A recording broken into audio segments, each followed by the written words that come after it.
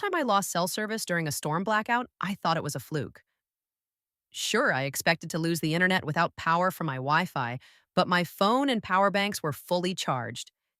Even so, calling or getting online was impossible. The second time it happened, I figured maybe lightning hit a tower somewhere.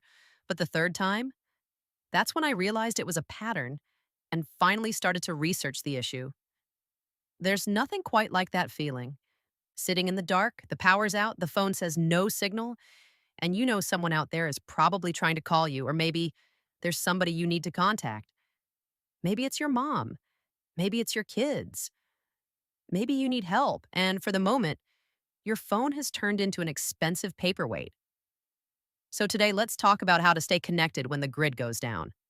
Not theory, not fantasy, just the real practical things that still work when your phone and Wi Fi don't.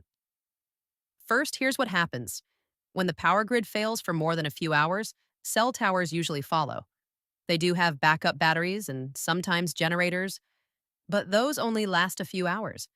And when power crews are stretched thin after a big storm, those batteries die before the lights come back on. Even if your phone still has a signal, the tower you connect to might not. And even if that tower is still running, emergency services get network priority. So regular calls can just disappear. Your phone isn't magic. It's a fancy flashlight that needs electricity just like everything else, and so does the infrastructure that supports it.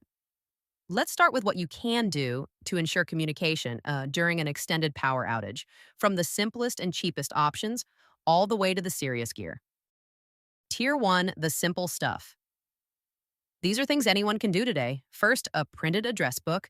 I know it sounds old-fashioned, but when your phone dies, so do all your contacts. Write down key phone numbers, addresses, even medical info, and seal it in a small waterproof bag. Stick it in your go bag or glove compartment. Next, get yourself a battery or crank weather radio. It's the one piece of tech that almost never fails. You can hear NOAA alerts, AM/FM updates, and sometimes even charge your phone from it. No data plan, no cell tower, no subscription, just information. And if you live near neighbors or family, make a simple communication plan. Pick a meetup spot, write it down, tape it inside a kitchen cabinet. You'd be surprised how much calmer that makes everyone feel when the lights go out. Tier 2, easy and inexpensive. This is where things get interesting. FRS and GMRS radios, the modern walkie-talkies. FRS channels are free and perfect for close-range use. GMRS radios go farther, a few miles or more, and require a simple one-time license that covers your whole family. They're great for neighborhoods, hiking groups, or anyone who wants to stay in touch locally. Here's a tip. Buy a model with replaceable batteries and keep a spare set charged. They're inexpensive, reliable, and honestly kind of fun to use. Tier 3, advanced but powerful. If you're ready for something more capable, there are 3 systems worth knowing. First, learn about Meshtastic. Think of it as a next-generation walkie-talkie that uses tiny, low-power radios to send text messages from phone to phone, even with no service. Each device passes the message along like a relay, forming its own mini network. No towers, no internet, no monthly fee. They're small, affordable, and surprisingly powerful if your group has a few spread around. Meshtastic is great, but you may need something more reliable. If you need a guaranteed lifeline, there's always the satellite phone option.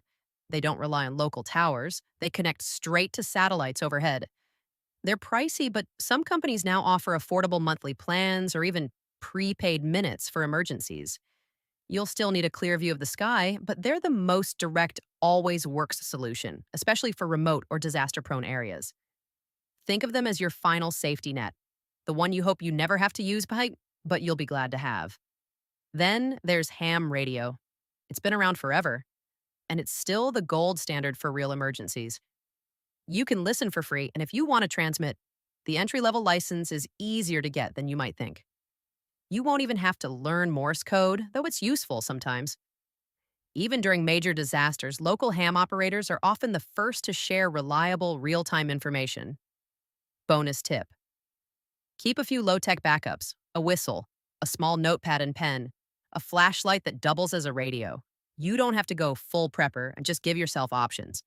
And one last bit of advice: after every outage, do a small review. Ask what worked, what didn't, and what you wish you'd had. That's how you build real resilience, one storm at a time. You don't need a bunker or $1,000 radio setup, just a plan and the right tools. The goal isn't to stay connected every second, it's to stay informed and reachable when it matters most. The first time it happened, I wasn't ready. The next time, I will be.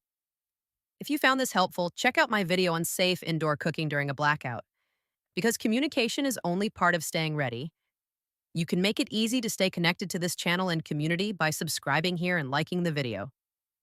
I also learn a lot from your comments, and so do others. Let's stay calm, prepared, and connected. And take care of each other.